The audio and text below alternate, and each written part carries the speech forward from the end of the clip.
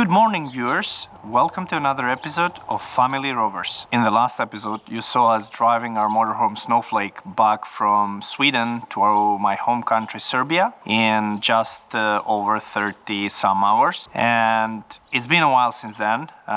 There is a reason for that. My son got sick and ended up in the hospital, so that's why I haven't posted for a couple of weeks.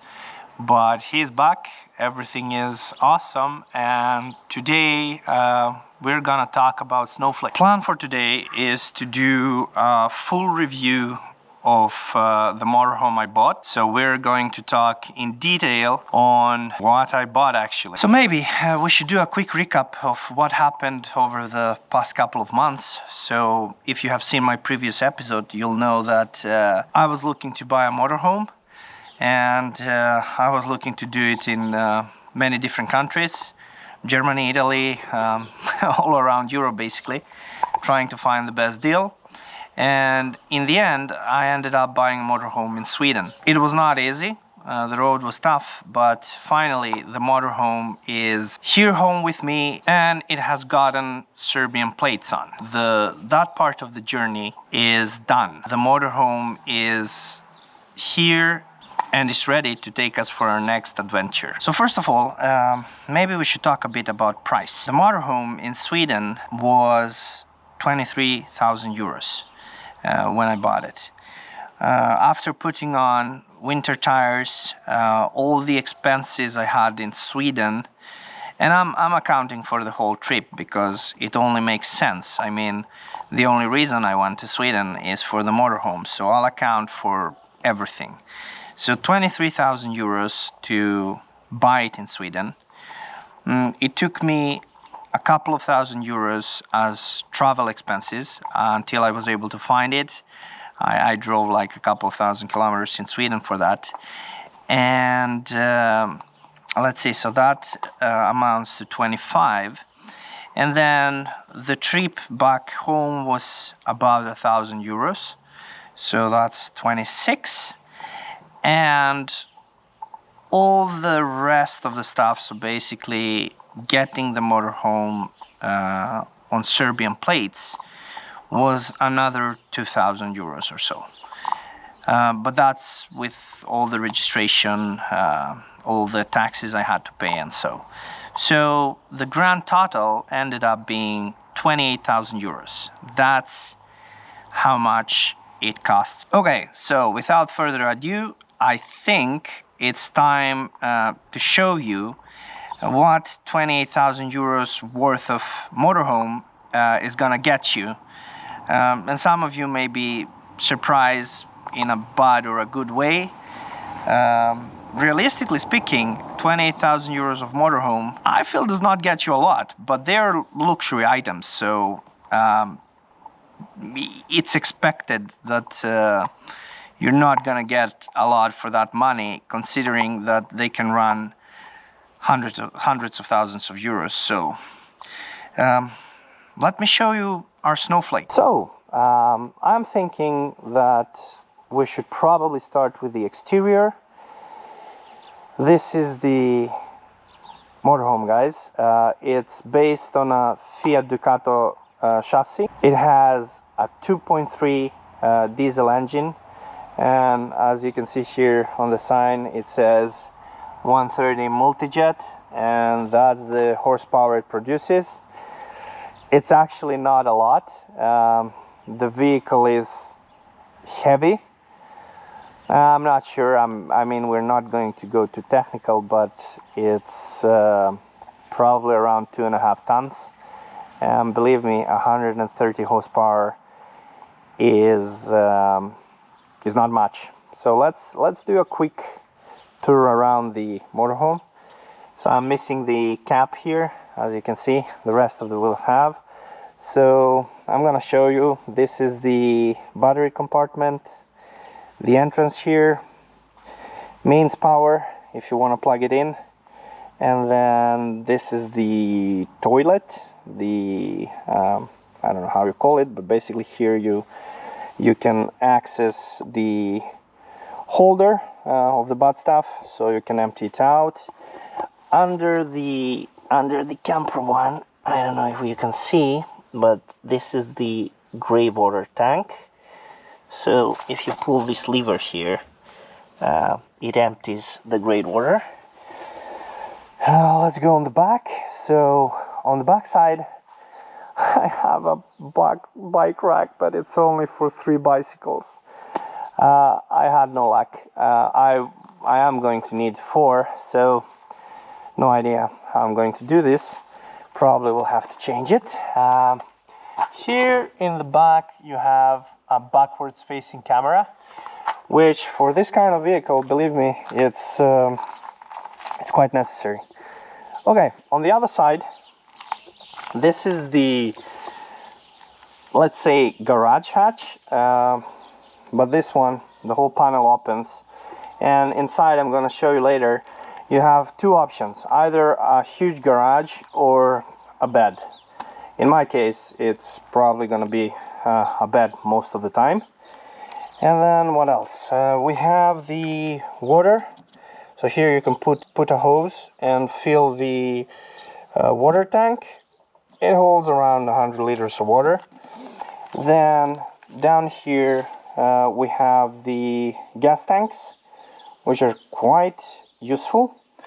And then on the side here, this is the fuel tank. So I think that was a quick tour around the motorhome. So next we're going to go a bit more in detail. And yeah, say hi to the dog. Hi, Mila. Together with the motorhome, you actually I got this bunch of keys. So this is the main key, let's say the front door key, and unlocking and locking the front of the vehicle. I only got one, and then I got a couple of those, and those are basically for all the locks, I would say, around the vehicle. So this one is also, for example, to open and lock all the locks basically. And then this one came with a safe, which I was still not able to open. It's under the seat, so I'll try to figure out how it opens, but it's not really important right now. Okay, so first things first, we're going to check the battery compartment, and that's this guy here. So again, I'm using the multi-purpose key. Ah, jeez. I will need to kinda... yeah, I need to oil all of this. But inside here, we're gonna find an 86 ampere hours battery. And actually this one is a normal car battery, and I will have to change it. The only problem is I already bought new solar panels. This one has... so the motorhome already has 1 solar panel, but for my case it's not gonna be enough. So I am going to add 2 more, and I'm going to add 2 150 ampere hour batteries, deep cycle ones, so the ones that are proper for solar panels. But the problem is there is absolutely no way they're gonna fit here, so we'll have to find another place for them. But yeah, this is the battery compartment. It fits 1 battery, as you can see.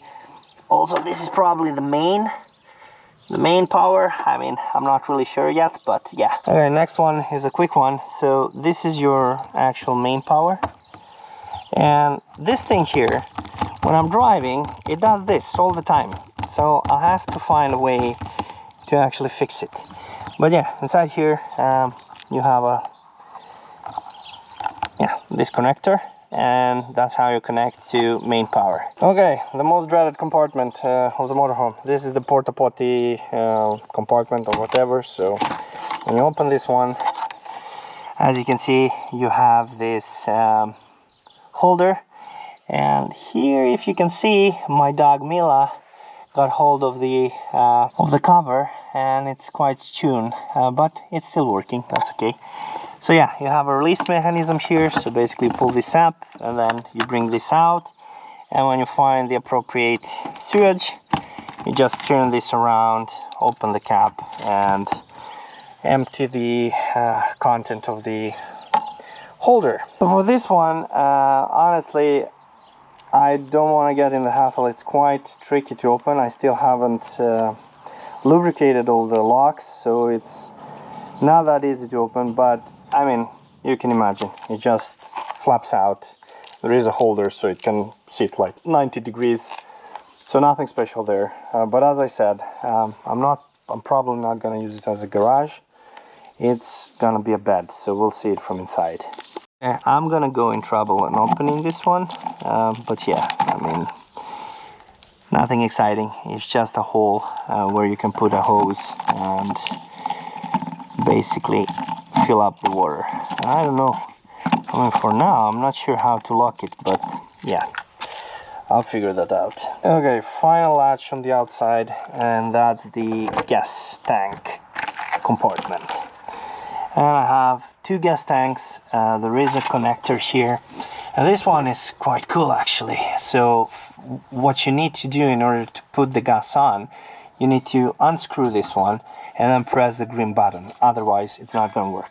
As you see, I have two of those guys, so they're going to hold quite a bit of time. Next, I was thinking we're going to do a review of the front of the one, which I think many of the Fiat Ducato owners are gonna see that it's quite familiar, because I would say it's identical to a Fiat Ducato van, any sorts, which I feel is quite identical to any sorts of Fiat Ducato one. Okay, yep, this is the entry. One of the differences I'm guessing from other vans is that the handbrake is on this side, and that's because they left space so you can get back in the middle. Another custom thing is this switch here, which actually turns on the lights, the yellow lights on the side. Makes it easier to maneuver in the night. So let's get in. Inside the van, as you will see, it has quite nice seats. Obviously not 28,000 worth of seats, but yeah, they've gone to other places. I have aftermarket radio, and then I've also installed an aftermarket FM transmitter so I can listen to music. There is an aftermarket holder for my phone, and then also the aftermarket back camera. I'm gonna turn on everything so you can see. So this is how it looks like. It shows the back. Then we have AC, and all the usual controls. What else? It's, yeah, we have electric windows, and then it is a 6-speed, which is quite nice, although the 6-speed, when you put it in 6th, it's not able to go over any kind of incline. So yeah, not the most useful thing for a motorhome, I guess. Here also there is a custom switch, and that's actually the switch to turn on and off this back-facing camera, lighting on the roof. There is space for huge bottles on either side of the one. We have a nice compartment here in the middle, which I have all the documentation for. What else? There is, you can adjust the steering wheel. Not too much though, only back and forth, so it's only on one axis. We have some buttons for the lighting. And then a bummer, this one doesn't have a tempomat, so basically I'll have to install one, because it's really important for that kind of one. This is killing me every single time. It's not, yeah, for some reason, but back there under the seat we have the safe that the previous owners thought is gonna be useful, and probably is. I don't know, we'll see. I'll probably use it for documents and such. And there is a little compartment here. Yeah, and the dog again is trying to get in the car, which is not nice. Mila, not now. Okay, so this concludes the front end of the motorhome. Next, we're going inside, and I'm going to show you how it looks like from the inside. So this is the main entrance. Couple of steps in, and you're greeted with what is the 4 belted seats and basically the living room of the motorhome. There is a table here, and this one actually folds down, and you put it right on this notch, and then you can turn this living room into a double bed. And this thing here also slides out. I didn't know that, which is interesting if somebody is interested to see how this folds, because I had quite a problem folding this. And yeah, this is not correct. I had quite a problem folding this and figuring out how it folds. Let me know and I'll make a video about it. So there is a really nice window looking out, so plenty of lighting here. And then over the living room we have cupboards. They all open upwards. Quite a bit of storage, which is going to be good because the garage is not going to be useful for me. Lighting, some custom LED RGB lights here that the previous owner put, and then this is nice. So it's basically curtains, so you can cover. I have a custom thermometer, which is quite useful, so I know the temperature. And this concludes the actual living room. Let's move to the attic bed, let's say.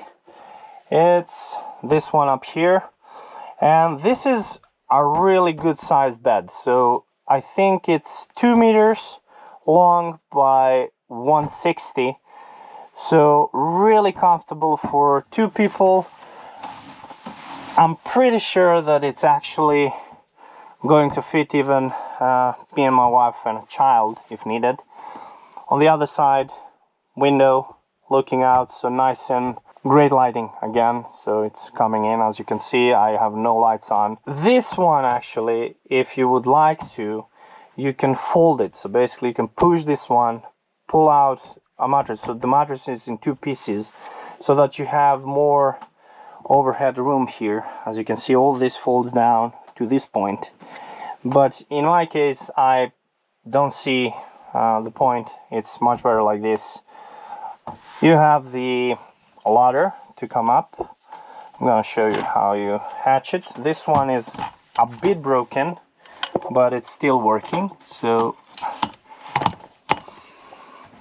this is the part that's broken on the other side, but for now it works. And yeah, pull down the ladder and you can climb up. Headroom is not great. I'm not able to stand up or to sit. But again, I've tried it on, and even if I'm not used to such cramped spaces, it's just fine, and I'm able to sleep, no issues at all. Oh, let me try to put the ladder back. There we go. Okay, let's move opposite of the living room.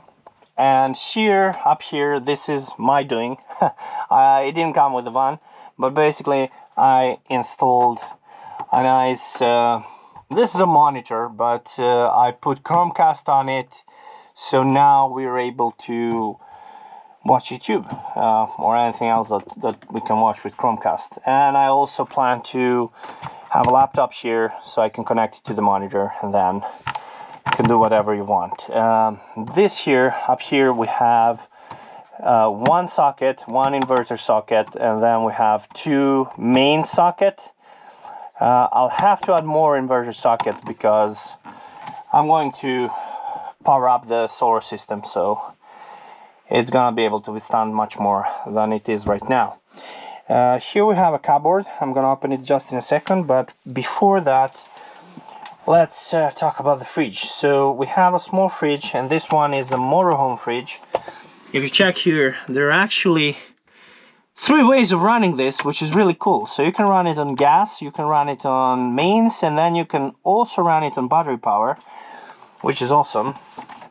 Inside, not loads of space, but I feel like it's gonna do. We also have a freezer compartment, which is tiny, and sorry for the dirty, guys, I still haven't actually got to cleaning this one. Yeah, and here is setting the temperature, and this, I'm not really sure, some kind of, it's probably showing something that has to do with the gas. Again, not sure. Yeah, it latches, so it doesn't open while driving. And then here we have a fire extinguisher, quite nice. And there is also a bit of room behind the driver's seat, so you can store stuff. Okay, let's open this one. Inside, it's quite a house, actually. A lot of tools that I'm using lately to fix everything. And then here, up here, you have the solar panel controller, which I'm going to be changing. I'll put a bigger and better one. It's not gonna be an MPPT, I already bought it, but it's gonna be a 50 ampere one, which is gonna hold all the solar panels. And then a little hole so you can push cables through. And this is my inverter. I'm still trying to figure out, so yeah, this is a 1000 watt power inverter. The only problem I have with it, it's quite noisy. And if somebody knows, let me know if this is normal. I'm gonna start it right now. Yeah, as you can see, this thing is really noisy, and I don't really like it. Even when you close the cupboard, you can hear the sound. I don't know, maybe it's normal. It has 2 sockets, and yeah, it's able to power my Chromecast and my monitor now solely on solar panel. I don't know for how long, because as I said, the solar panel is not that good. It's only 1, so I'll have to bump it up to 3. But yeah, as you can see, the screen is working perfectly fine with the inverter. And then obviously I'll have to put more sockets, and what I'm thinking is putting sockets somewhere down there if possible. We'll see if I can manage. Moving on, we have the, oh, I forgot to close the inverter. No reason for it to be on. Great, less noise. We have a couple of hooks that the previous owner put here. Then he had really ugly stuff here, so I removed that. We have a main socket again. I'm not going to use it that much because I'm planning to be off grid most of the time. And here we have the main control panel. This is for the exterior light. And then here is quite simple. This one checks the status of the batteries. I'm not sure, I mean, this is probably the status, and this is the voltage or something. Not sure, but all green, that means it's good. This is the water pump. And this is the 2 main switches for lighting around the camper, like this one, which I had to change to LED because it was not working. Here you can see a strip. It's working though, it's nice, it lights, so we're good. Yeah, so that was the lighting and the main panel. Let's move on to the kitchenette. Here you're expected to see a gas stove, 2 hobs. Haven't used it yet, but I tried it, it works. Then we have the sink. And yeah, all windows have this aluminum covers. So let me see if I can just show you. So it's a cover when you pull it up, and then it's a mosquito net when you pull it down. So it's really awesome. And let's move under the kitchenette. You have a drawer here. Nothing special, quite dirty. We'll have to clean it up. And then under here you have the garbage can, and then more space under for storage.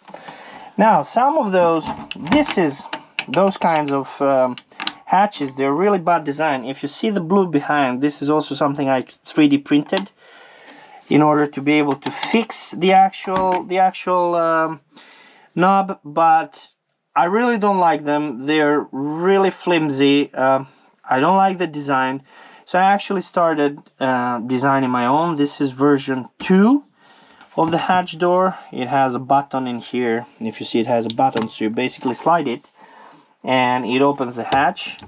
I feel it's Still not 100% good design, but this one is actually going to be loads more durable. I mean, it's not moving anywhere. It's not too big either, so obviously it's not gonna be blue. That's the filament I used. If anybody is interested, I can share the file with him if somebody has the need for such a handle. But yeah, right now it's quite functional. We're still working on prototyping and working on newer versions. And behind here, this one is interesting. So yeah, we have all the plumbing, and then we have a main switch here. And then this is the most interesting part. So those are main switches for different things. So this one is for the heating. Then this one, it has a snowflake. Not really sure what it is for. I'll have to figure out. The rest I know. So this one is for the water in the sink, I think. And this one is for the gas stove. And here is consumption. It's consumption. So moving backwards on this side, we have the toilet. It's still not 100% clean. Sorry for that, but I'm going to show it anyway. So this is the door. And then inside we have a sink, a bathroom sink. There's a nice mirror here, some storage. Quite old-fashioned with the orange. I'll see what I can do about that. And then we have another one up here, a window which is like this sanded window, so you're not able to see outside. Some hooks up there. The whole bathroom is kind of a fiberglassy thing, I am not sure. And then you have the toilet, and in the back you have your shower. And just to give you some perspective, let's see if I can show you. It's quite cramped in here. I'm a huge guy, but again, I am able to fit. I'm able to fit inside the shower, barely. So yeah, very little space. I'm 186, so you can imagine. But yeah, I'm able to fit here, and I do feel like I would be able to take a shower. I'll let you know when I do it. Okay, so this concludes our, and yeah, here, if you wanna use the actual bathroom, you have this switch for the water, and then I just learned out that you have, this is actually what releases the content inside the holder down, so interesting. Okay, last part of the motorhome is the back. So as I said, we have a double bed, and this is going to be for the kids probably. Both have windows, so lighting is quite good. They also have lights in the corners there. And yeah, if you would like to have a huge garage, this bed actually flips up, and then you get quite a big garage. Not in my case, I think. Then we have the heating. This one is really important when it's cold. And then we also have the boiler. This is for the hot water. Yeah, so here you switch the fan on, and you say how much do you want it to blow.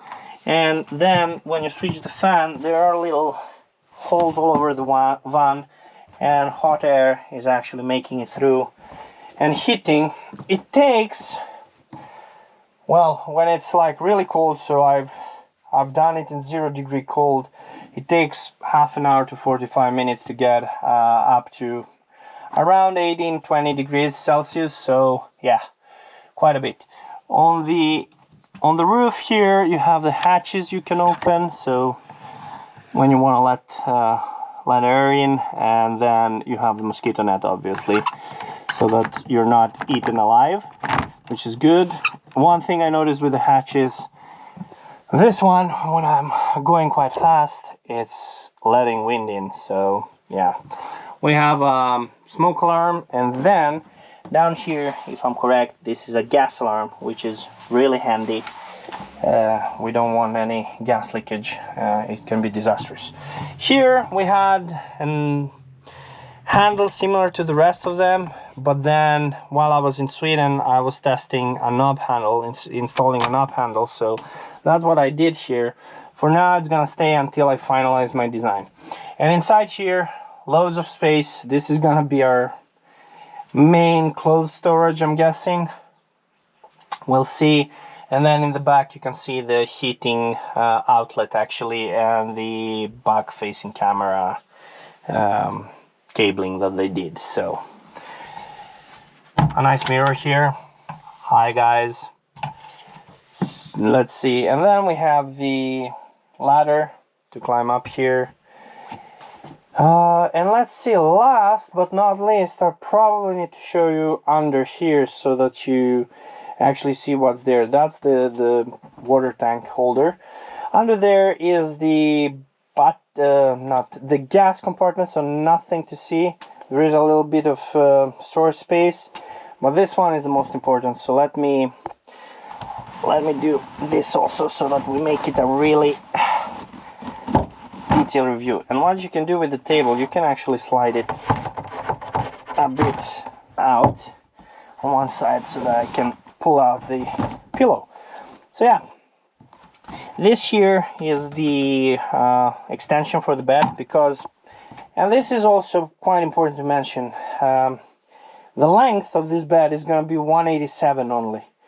So it's not for long people. So I wouldn't be able to sleep here. So this one also pulls out, and I can probably, let me see if I can show you. Yeah. So as you can see, this one pulls out, then this comes on top, and that's how you get the 120 width of the bed. I'm missing some stuff right now, so there is a pillow or a section of this I'll need to make in order to have the full 120 bed, but yeah, not that important. Under here, as you will see, we have a hatch, and then this is the water pump and the water holder, and inside you're able to store clean water, around 100 liters of it. So I think this concludes the full review. If you have any questions, feel free to drop a comment. I'll gladly answer. And if you like this kind of videos, if you want to see more adventures with our motorhome Snowflake and me and my family, consider subscribing. It means a lot to us. And I will see you in the next one, everyone.